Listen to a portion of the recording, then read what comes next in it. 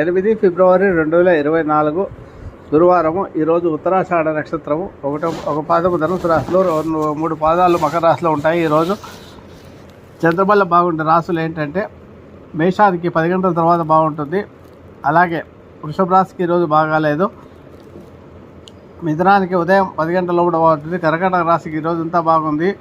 అలాగే సింహరాశికి 10 గంటల తర్వాత బాగుంటుంది. కన్యా రాశికి బాగాలేదు ఈరోజు. తులారాశికి బాగుంటుంది ఉదయం 10 గంటల లోపల. అలాగే వృశ్చిక రాశికి 10 గంటల తర్వాత బాగుంటుంది. ధనుసు రాశికి ఈరోజు అంతా బాగుంది.